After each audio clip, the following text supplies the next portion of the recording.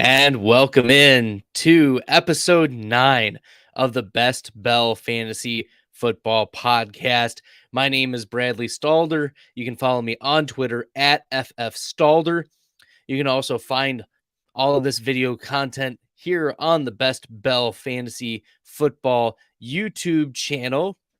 You can also listen to the audio version of this podcast on your favorite podcast streaming sites. Apple Music, Spotify, all the places. Give a 5-star review and, of course, a subscription on the YouTube channel. Tonight, I will be drafting on DraftKings in their NFL Best Ball 3.5 Millionaire 1 million to first Best Ball tournament.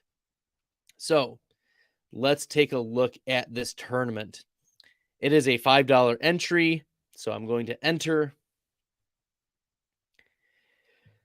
And we're getting loading, and I'm going to choose the fast one for this draft and enter. Excellent. So we're going to wait. There are 3 entrants right now. Contest details, total prize $5.50. Round 1 will start when the contest fills. Excellent. So looking at some ADPs, Jonathan Taylor naturally is first here. This is a full PPR contest. Details, let's look at some of the details. So first and second NFL 2022 Best Ball Millionaire advances to round 2. Rules and scoring. This is a 4-point passing touchdown. 25 passing yards gets you your point. Pretty typical for fantasy scoring. 300-yard passing game. So there is a huge advantage for quarterbacks throwing 300 yards or more, plus 3 points. So if you can find stacks on stacks of high-powered octane offenses, that's what you want to target. So you want to target like the Joe Burrows, the Matthew Staffords of the world. This is kind of where the edges balance out a little bit because Lamar Jackson isn't regularly going to be throwing for 300 yards. Same for Jalen Hurts. So this is one way that DraftKings tries to balance out the quarterback scoring. -1 for an interception, 6 points for a rushing touchdown, 1 point for every 10 rushing yards. There is a 3-point bonus for every 100-yard rushing games. This is where these volume rushers are also given a little bit of a bonus. So the Derrick Henrys of the world who don't catch a lot of passes, the Elijah Mitchells of the world who I believe is going to carry a pretty hefty workload for San Francisco. And then every 10 receiving yards is a point. Every 100 receiving yard game is 3 points. A reception, full PPR, and punt return, kickoff return for touchdowns, pretty typical. 20 players. Must include players from at least 2 different NFL teams. Each week you have to start 8. So it's start 1 quarterback, 2 running backs, 3 wide receivers. So wide receivers are going to be valuable, and pass catching running backs as well. But those high volume rushers are going to be valuable in this tournament. There is no tight end premium. You do start 1 tight end, 1 flex, and 12 bench spots. So I am up here, and I'll adjust the zoom for everybody. So I have the second pick, and I haven't drafted a lot of Christian McCaffrey, and he's going to be probably number 2. But I want to get a lot of Justin Jefferson in this draft. So unless Justin Jefferson goes off at 101, I'm going to be probably taking Justin Jefferson at 2. So the draft has started. It's 30-second timer. And Poophead 219 kicks us off at the 101. Very good. All right. We might auto pick there because there are over 800,000 possible entries in this tournament. You want to have something unique. You want to get some unique combinations, and it's naturally Jonathan Taylor. He's the auto pick first. And then second, Justin Jefferson. I'm going to go because it's a start three wide receiver. I know it's full PPR, but I'll be able to target. I'll be able to target some of the Vikings stacks. They're one of the teams that I want to be stacking their pass catchers with. But also in this type of tournament, you want to make sure you're getting stacks. You want these correlations of the high-powered offenses. So I want Kirk Cousins and I want other important pieces of the Vikings offense. Okay. Yes, DraftKings has best ball tournaments. They vary in cost. $5 entries, $3 entries, lots of higher stakes entries, of course. But this is the $5 entry one that's first place gets $1 million, and there are $3.5 million in prizes. Jose, thanks for tuning in. Appreciate you commenting. Okay, so we've seen go off the board here. Pick history. Jefferson went second. Kupp went third. Christian McCaffrey fourth. Jamar Chase fifth. Derrick Henry sixth. Austin Eckler seventh. Dalvin Cook eighth. Devontae Adams ninth. Travis Kelce 10th. Najee Harris seemed to have slipped a little bit. Tyreek Hill is here at the turn, a possible turn pick. But no, Joe Mixon goes off and Deebo Samuel goes off. Tyreek Hill falls a little bit. Okay, which ones are worth entering? There is a $3 entry one that you can max enter 20 times. That's one that I'll be getting into a little bit.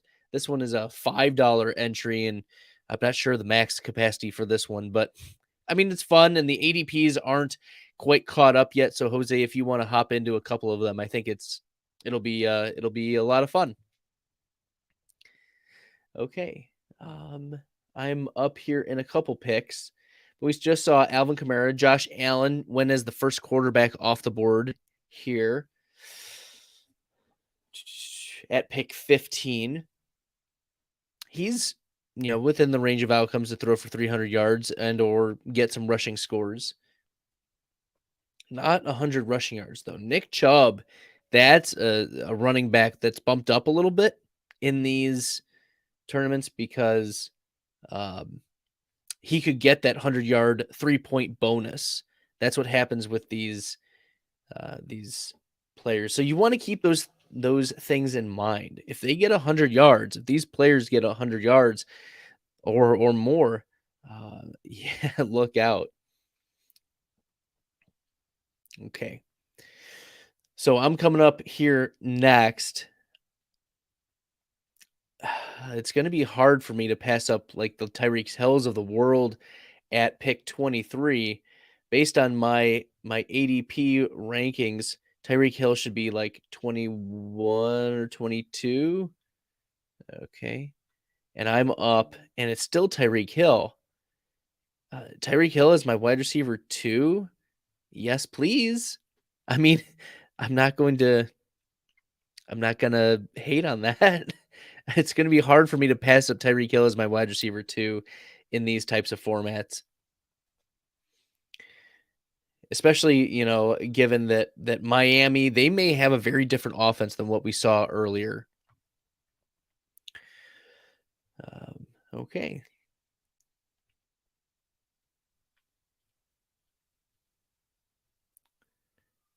I'm here at the turn, and whether I want to fill my wide receiver core or go with a running back, here at 26, that's about where I'd want to take Javonte Williams. I haven't had a lot of Javonte,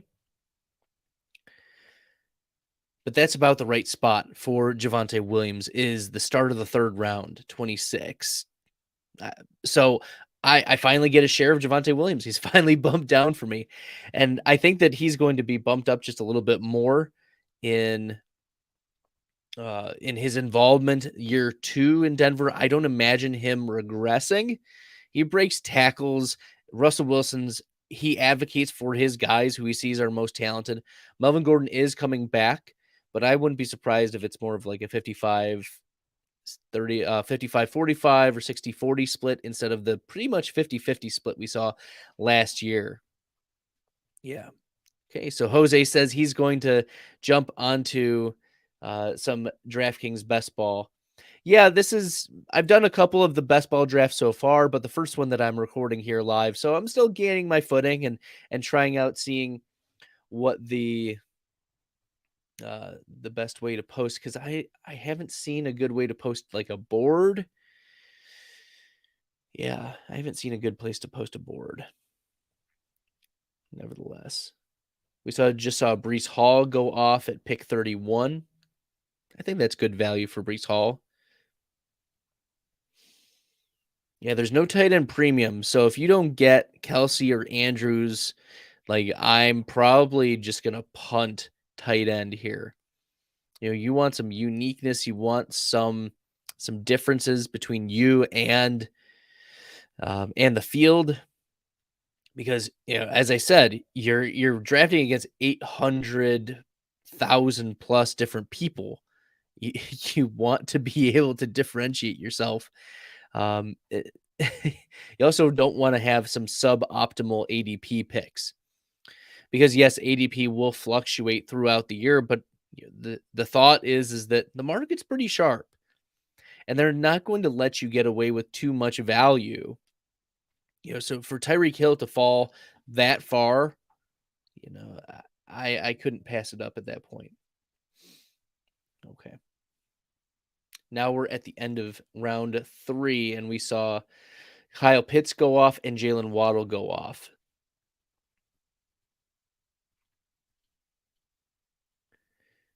And I have it based on ADP here because the rank, I'm not sure where they pull the rank from, but ADP is definitely something that will be fluctuating a lot over the next few weeks. And this may be the time to hit it, this first week, but also, throughout the summer, you want occasional shifts in value because you'll see the dips and valleys and everything like that. So you want to draft throughout the offseason. There isn't a documented most optimal time to be drafting. Maybe near the end when we know for certain everything is going to happen, but you're competing, as I said, against over 800,000 people. You want the opportunities throughout the season to get different exposures to these players who, their values are going to shift. Okay. And I'm going to be up here in just a couple picks. We saw Deontay Johnson go off. And looking at who's still on the board, there are some there are some players who very much have 100 plus receiving yards in their range of outcomes. I'm looking here at Mike Williams, 100 yards plus. Marquise Brown, 100 yards plus. Amari Cooper. We don't know which way the Deshaun Watson situation is going to be handled, and Cooper is going to be the wide receiver 1 on this Browns team. So he might be a value here. At pick 47, oh man, at pick 47, it's going to be hard to pass up Lamar Jackson.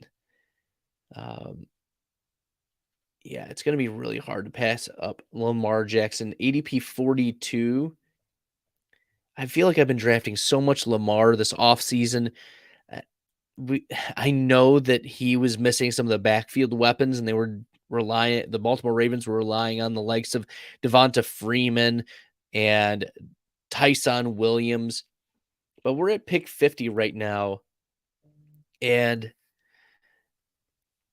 I don't see, anyone that I'd really want to stack. I want a decent offense. I want to take a shot, and that's on Courtland Sutton. Courtland Sutton, I think, is a great best ball pick. It also correlates with my Denver pick of Javonte Williams. So I got a little bit of Denver correlation um, there. And that also still allows me to, take some shots on some Baltimore, some Denver, some Minnesota. I do like Baltimore's Lamar Jackson and Mark Andrews as parts of the stack. I'm not going to really target Rashad Bateman. Maybe that's a mistake, but I think Bateman hasn't shown me enough for me to be confident. Maybe this is like the Michael Pittman syndrome. Like Pittman was an early second round pick a couple years ago. Didn't do a lot his first year, borderline face plant, but showed out year two. And, I'd rather have Cortland Sutton than Jerry Judy, and it's not close. I mean, Cortland Sutton at least has shown you upside. Cortland Sutton over the last 3 seasons has a 26.3% chance of getting 15.5 fantasy points in your best ball lineups. That's full PPR. And even last season, when quarterback play was atrocious, Cortland Sutton was still at 16.8%. But last season, Jerry Judy, 0% win rate. And I define win rate as 15.5 PPR fantasy points, because that's like the bare minimum you want for a winning team to be making even your flex position. So he did that 0% of the time last year, despite with the injuries and bad quarterback play. But even looking at over his career, Jerry Judy, 7.5% win rate. That's like 1/4 of what Cortland Sutton has. So no, I'm not a fan of Jerry Judy. I've made that very clear. He's an avoid for me. He's a zero exposure type of player. He is that far removed from where ADP is. And I don't care if, you want to stack Broncos. It's not going to be ideal for you to be getting Jerry Judy. He's not going to pay off for you. And I'm happy getting Cortland Sutton as my wide receiver 3. And I'm looking here. We'll see if, maybe Russ makes it back to me, and then I just stay with Lamar and Russ, and we're all set at quarterback. But I might go 0 tight end, 0 RB in this type of draft. Hope that some of the late round picks hit. We're already talking end of round 6, and Russell Wilson is still there. I would have invested a lot of draft capital in quarterback, but as you know, quarterback scores a lot of points, and with these bonuses, you want to hit on the bonuses. So, 100 rushing yards, and Lamar Jackson has that 100 rushing yard upside and the rushing touchdown possibility. So there you go. Jose's asking, is it 20 rounds? Yes, it is a 20-round draft. It is different than the Best Ball Mania 3 that Underdog hosts. That's only 18 rounds.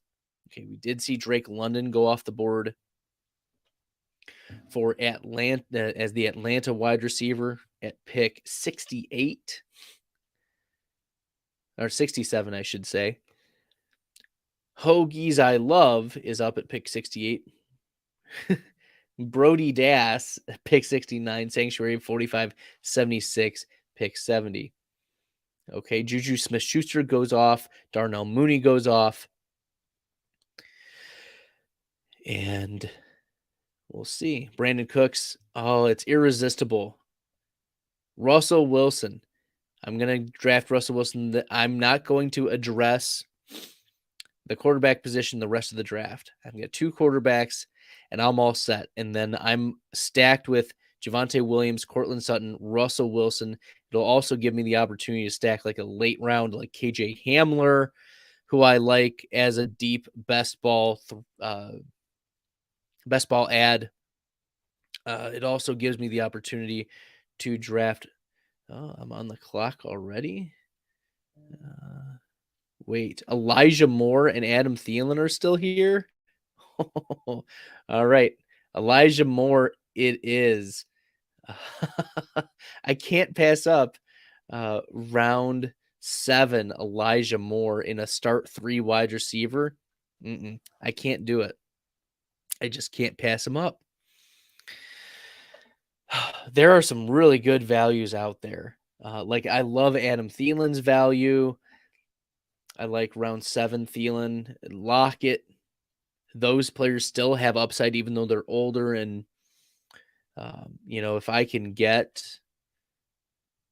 Thielen too, I don't know if Thielen will be available later. I'm not addressing my running back 2 position. It's okay. It's okay. The 0 RB drafters in here are gonna be happy with me. Or at least the anchor running back drafters. All right, let's look at the flex positions since I'm all set at quarterback for a while. I like taking late round wide receiver stabs on Emir Smith-Marset and KJ Osborne. In Denver, Tim Patrick is later. I also like Albert Okwuegbunam. Irv Smith, I've seen go pretty late, but also sometimes pretty early. It just depends on the draft that you're in and whether Irv Smith falls a lot or if he's an early pick. But yeah, there's not a lot in Baltimore. I mean, Rashad Bateman is there. If he makes it all the way back to me, I guess I'll take Rashad Bateman, but he's not a priority ad for me, even with the first round draft capital. I'm not confident that he immediately steps into a 26% target share like Marquise Brown was handling the last 2 seasons.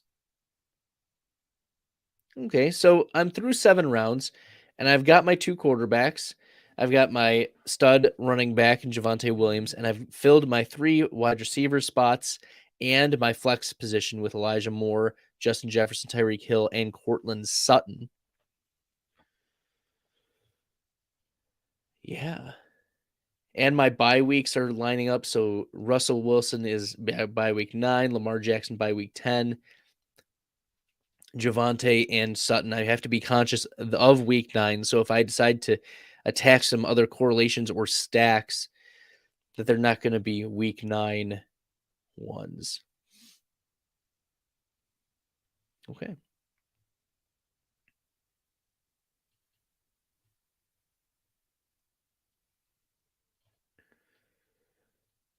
So we just saw Dawson Knox go off the board in the 8th round. He's very much a spike week tight end, a touchdown dependent. There were a couple games where he had 1, 2 touchdowns, and that put him in the tight end 5, tight end 2, tight end 1 overall for that week.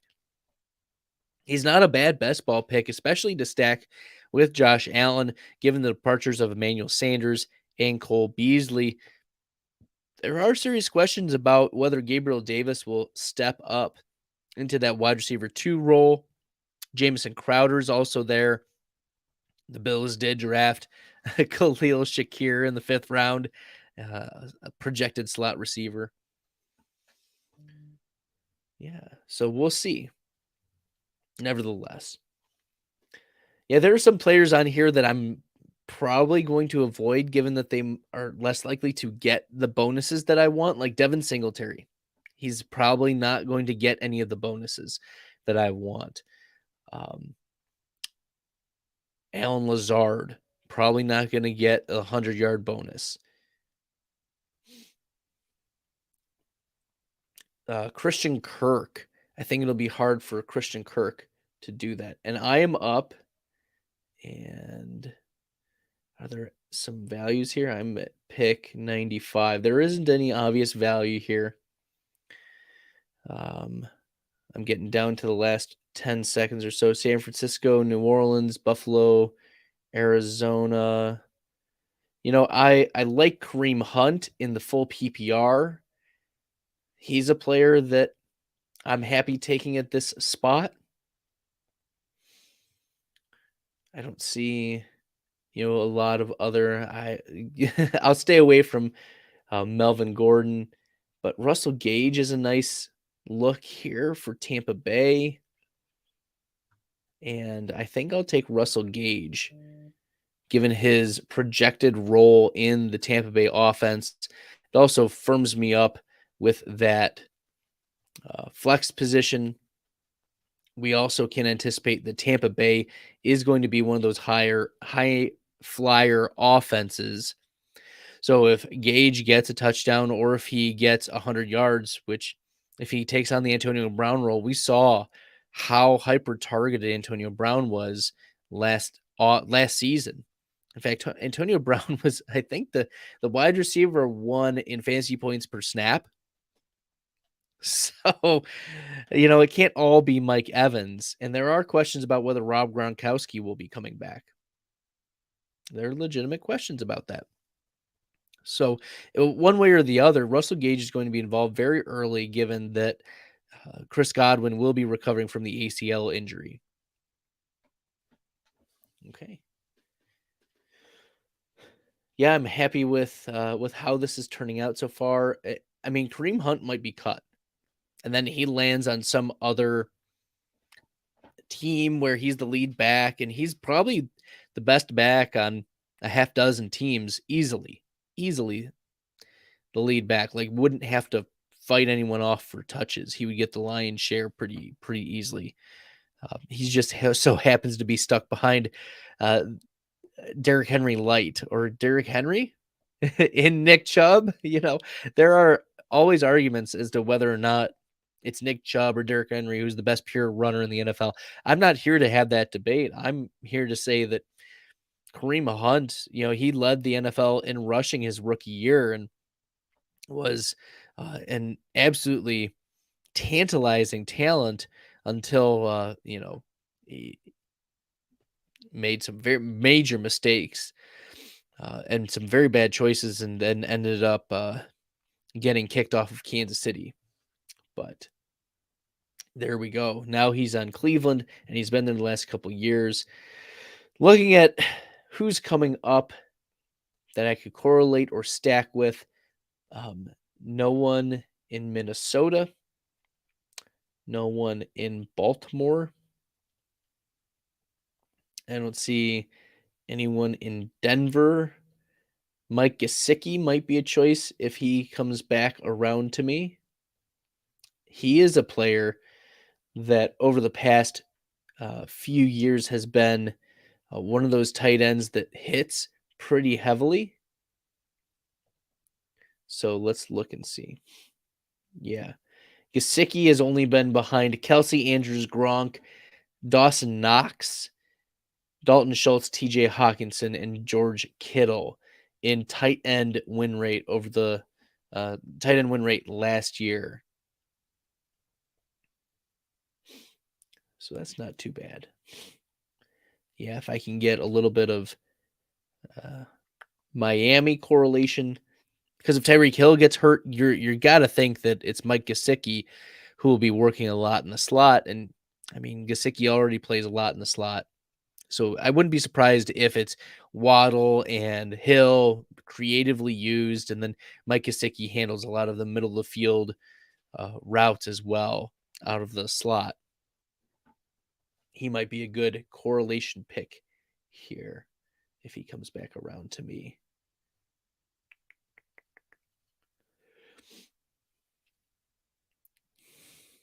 Well, thanks for tuning in, everyone. I appreciate it. Make sure you're subscribing to the YouTube channel. Give 5-star review on the podcast on Apple Podcasts or Spotify.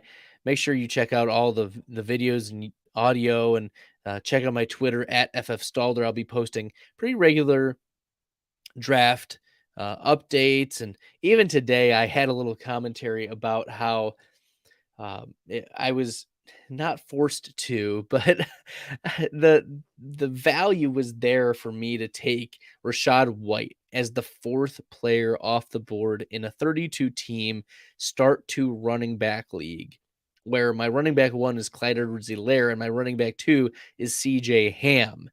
Yes, that CJ Ham, the fullback for the Minnesota Vikings.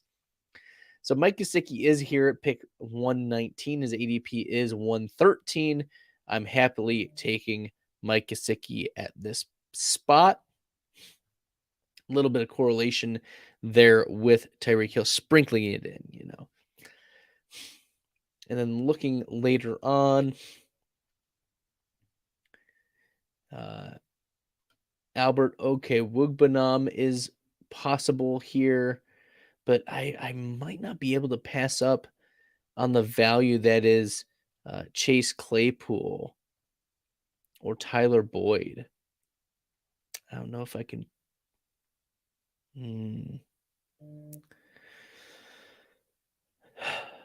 Yeah, that's a tough one, but I think I'm gonna lean the offense in Tyler Boyd. He's tied to the Cincinnati. If anything happens with Jamar Chase or T. Higgins, look out. Look out, because it's gonna be Tyler Boyd in the slot there. So he's a week 10 buy. Elijah Moore is week 10, and Lamar Jackson is week 10. Javonte Williams week 9, Kareem Hunt week 9. So I am going to need some running backs pretty quickly to fill in that week 9, lest I take a 0 for those weeks. So I might have to eliminate some of those week 9 by running backs, such as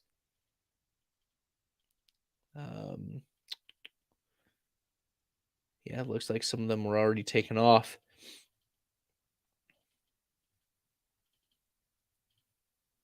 There's some value later that I'm very interested in, like David Bell or David Njoku as well. The Davids might be playing pretty interestingly into these late round. Maybe I create a Cleveland correlation later on to help support my otherwise depleted bench.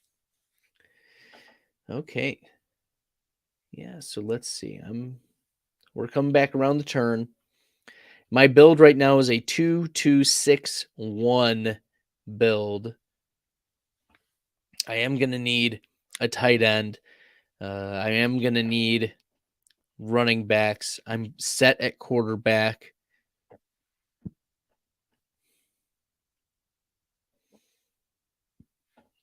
And I have some Denver stacking going on.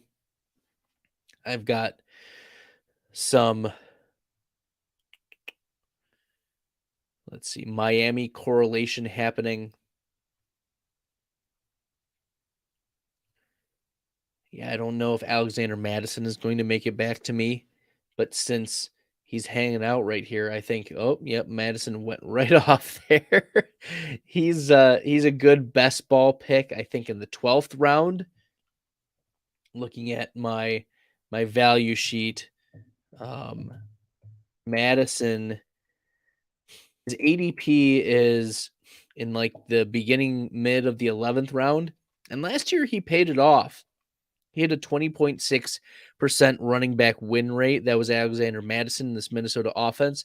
And if Dalvin Cook misses any time due to the possible domestic violence situation, I think it's Alexander Madison who's actually a better best ball value than Dalvin Cook, because we saw Dalvin Cook go off at like the 8th pick in this draft. I don't know if I can really pay that premium for Dalvin Cook, who didn't return running back 2 overall value to you last year due to the injuries and due to the lack of efficiency. He was a shell of himself. For comparisons, the 2 previous years, Dalvin Cook was a 47% win rate each of those last 2 years. This past season, was like 12 or 7, something like that. It was a lot lower. So yeah, it's avoiding the Dalvin Cook problem there. Okay. Another handcuff that I'm interested in is Darrell Henderson with the Rams. I don't have a stack going, but handcuffs are much more valuable to you if you don't have like their number 1. And we saw even last year, Darrell Henderson was a very useful piece. I'm also going to I'm going to put my money where my mouth is and draft. I do need a PPR tight end, but there's no tight end premium. Let's look at what. Let's take Isaiah Spiller for the same reason as I mentioned with Darrell Henderson. High octane offenses. You expect that they're going to be in scoring position. Darrell Henderson, Isaiah Spiller, the Chargers and the Rams. I'm getting the backups there in the 12th and 13th rounds to fill in some of my running backs. But to mention about Henderson,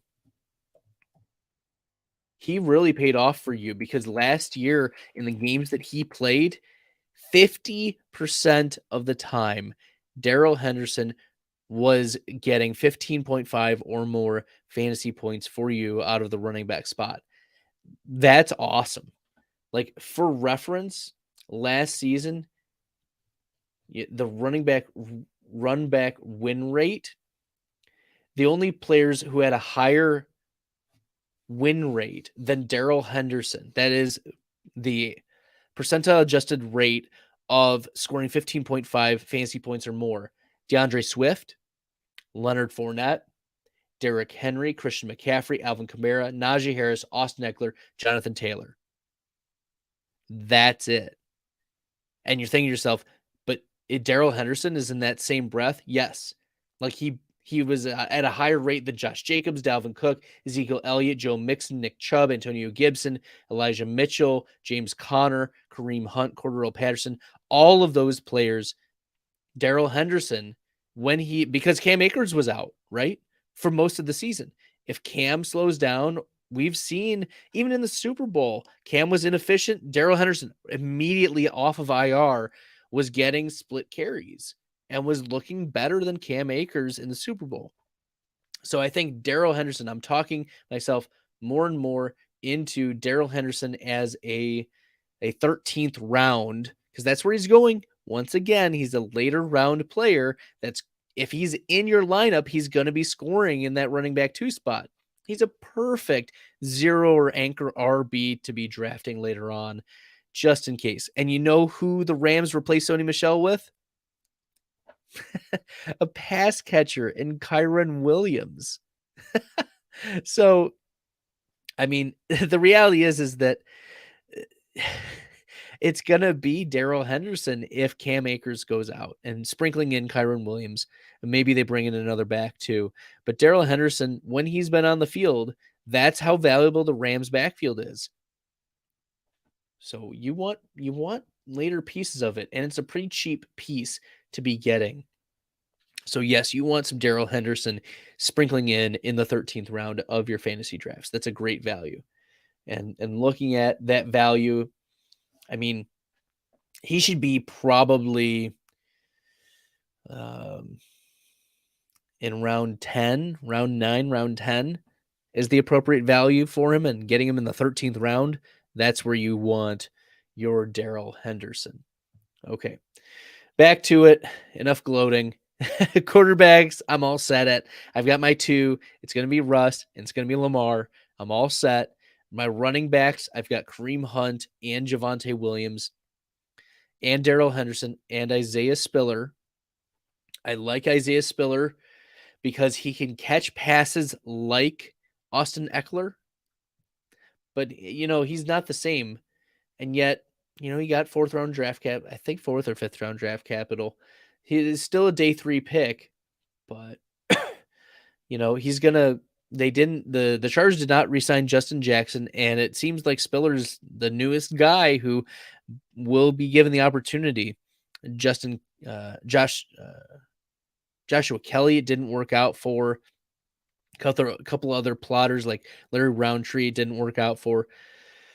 Yeah, so no. All right. Let's see which tight ends are available. Ooh, this might get me some correlation here. We'll see who comes off, but I like Mike Gesicki. And then bye week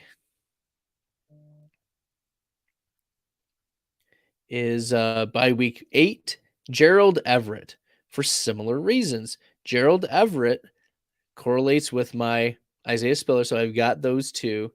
And Gerald Everett, let's look at some of his stats because he will Everett. Yes. A 2.9% tight end win rate over the last 3 seasons. But he steps into an offense where we saw more than half of the games last season. Jared Cook, 35-year-old Jared Cook, was a top 13 tight end. and he steps into that role as a more athletic, younger, bigger piece. He's the proven starting tight end for the Chargers, and you want pieces of that. Let's look at what running backs are available. I'm going to take a stab at Zamir White. I know that's a little early from White, but let's look at all and see what values would have been there.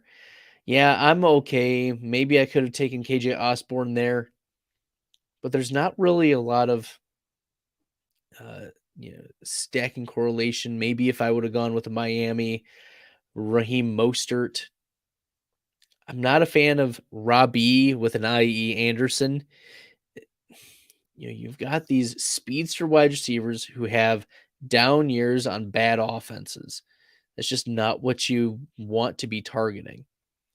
Whereas I've taken 2 rookie running backs, Zamir White and Isaiah Spiller, and it's possible that those players could be 1-2 punches in their respective backfields. Kenyon Drake has struggled with injuries over the last few seasons. Josh Jacobs has not played all 17 games or 16 games in each of his seasons. He's missed games. And Zamir White played really well at Georgia, was a 1-2 punch with James Cook. And, he may be the back to own in and roster for the Vegas Raiders in 2023. But he might get some run late in the season, especially if Josh Jacobs wears down or if he gets traded. There's a lot of ways in which Zamir White could pay off. But yeah, that's a volume play. And he's more of a pure rusher, so he'd be the type of player that you'd hope would get those 100-yard rushing games. And on a better offense with a decent offensive line, you could imagine that the Raiders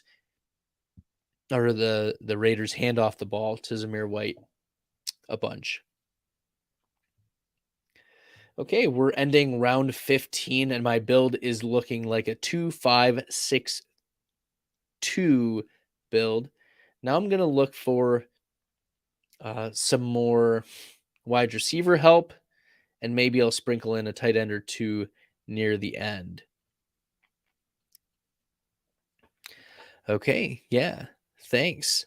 Jose's commenting, great show. Thanks. I appreciate the feedback, Jose. And he said that he's watching all of my other videos. And if you want to watch all of my other videos, make sure to check them out on the Best Bell Fantasy Football YouTube channel. Like, subscribe, comment.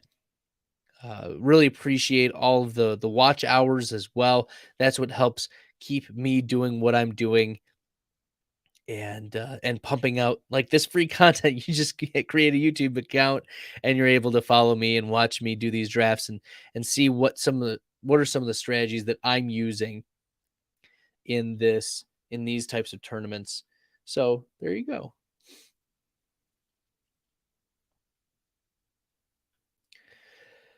Okay, just to recap my picks, I have Lamar Jackson at quarterback, Javonte Williams at my running back 1 spot, Kareem Hunt, running back 2, Justin Jefferson, my wide receiver 1, Tyreek Hill, wide receiver 2, Courtland Sutton, wide receiver 3, Gesicki at tight end, Elijah Moore at the flex, Russell Wilson is my quarterback 2, Russell Gage and Tyler Boyd are my backup wide receivers. Darrell Henderson, Isaiah Spiller, and Zamir White are my backup running backs. And Gerald Everett is my backup tight end right now. I'm up here in just a couple picks. Josh Palmer did go off.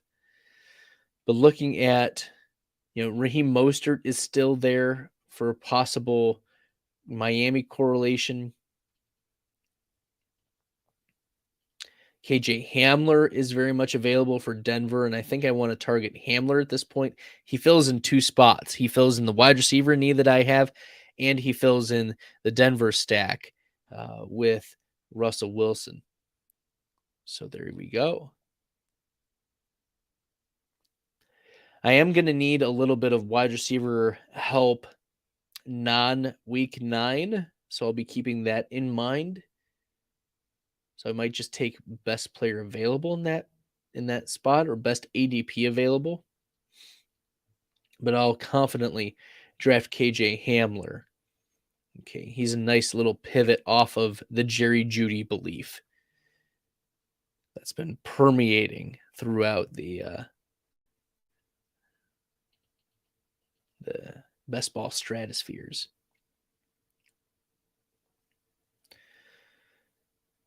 Okay, and I'm going to take the projected wide receiver 2 for the Indianapolis Colts, Alec Pierce. Pierce is a player that I haven't drafted a lot of, but getting him about 2 rounds after projected ADP, sure, I'll take a shot on it. The Indianapolis Colts offense, I expect, is going to be pretty decent. I don't need any help during, week 14. So he should be able to fill in maybe a flex spot. Maybe he hits that week 9. I'm also going to make sure that I get maybe a 6th running back. I think I'll get at least one more running back. One running back, one wide receiver, one tight end. We'll see what values come to me and what correlations are possibly out there. But I want players who have shown some upside that I'll be scrolling through. And Wan'Dale Robinson is still there. He's a very interesting player. Wan'Dale. Okay. Yeah, Brevin Jordan is a tight end that I like drafting a lot. Donta Foreman is a running back I like drafting a lot down in these areas. Darrell Williams, I'm surprised hasn't signed with anyone. So he might be very interesting once he starts getting on other people's radars.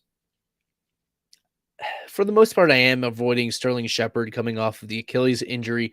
He's a player that I've always been pretty high on, but has struggled with injuries over the last few seasons. Kenyon Drake is the pass catcher. He might correlate with Zamir White. Someone's got to take the backfield work if something happens to Josh Jacobs. And Kenyon Drake averaged a 9% target share last year. It was like 8.89%. And in an offense where, Kenyon Drake might be the one to get a few of the carries at the goal line. Maybe it's Josh Jacobs rotating in and out. You never know what this new scheme is going to be. Kenyon Drake may have a very valuable role. So he is a late round running back consideration for me. Okay.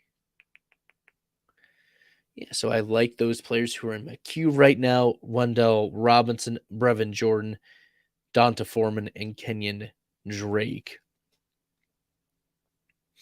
Donta Foreman, he played admirably in the absence of Derrick Henry last season, and he looked the part coming off a couple years removed from his own Achilles injury.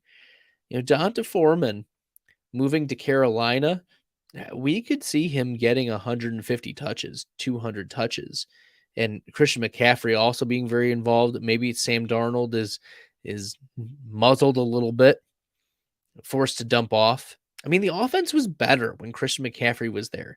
They were willing to take shots. Like teams were willing. Teams had to respect Christian McCaffrey as a runner and as a receiver out of the backfield. And so we saw in the first few weeks when Christian McCaffrey was healthy, the average depth of target for the Carolina Panthers and Sam Darnold was just so high. And then after the offensive coordinator change and philosophy shift, and Christian McCaffrey was hurt, and all of the things started to go wrong, they started to unravel after about week 4, week 5 for Carolina. That's when the average depth of target went down. That's when, everything started to go wrong for Carolina. So Donta Foreman was a very capable player. Um, yeah. So let's get some Brevin Jordan in my life. I love Brevin Jordan. Not really much of a correlation here. I don't think I have any Houston in there, but he's going to be the starting tight end, and I liked his prospect profile. He was a little shorter, but very shifty, and I'm going to take Donta Foreman as well in this spot. And he's week 13. I've got Zamir White week 6, Isaiah Spiller week 8, and Darrell Henderson week 7. So both my week 9 running backs are covered, at least that somebody's going to be scoring some points for them later on. That's the trick of the bye weeks. You just don't want to be caught with, your pants down with that. For lack of a better term, you don't want to be caught in an awkward situation with no one to play for you in that particular roster spot. Okay. And I do want to fill my last spot with a wide receiver, and I'm going to look for someone who has a lot of upside. Mir Smith-Marset is someone I've been keeping an eye on. Jalen Guyton, that would be an LA Charger correlation. Looking at what Guyton has done, Jalen Guyton, yeah, he's had a 7% 3-year wide receiver win rate and an 8.9% win rate last season. And the Chargers didn't bring in any wide receivers. They just re-signed Mike Williams. So it very much may be the competition between Jalen Guyton and Josh Palmer. And Guyton and Palmer put up the same stats last year. Comparing Guyton so last year 8.9, Palmer 5.7% win rate. So Guyton has the edge, and I think Jalen Guyton is the player I want to take here in this last round. He'll correlate with a couple other Chargers that I have. So if he's the one going off, if it's his big game, very nice. Well, I just want to take a moment as we're getting into the last round to thank everyone for tuning in and watching. Once again, my name is Bradley Stalder. You can follow me on Twitter at FFStalder. You can find all of my video work here on the Best Bell YouTube page. You can also subscribe to the podcast that I have. And I'll be working on a product here coming up shortly. I'm still devising how I want it to work.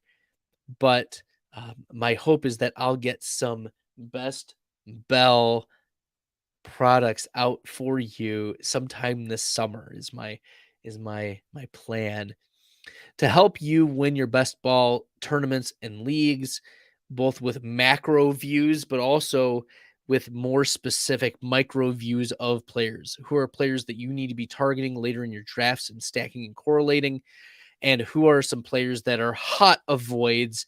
They won't return the investment for you, and it just doesn't make sense for you to be drafting them at ADP or even close to it based on their past production, both last year and let's say over the last 3 years, to give a different perspective.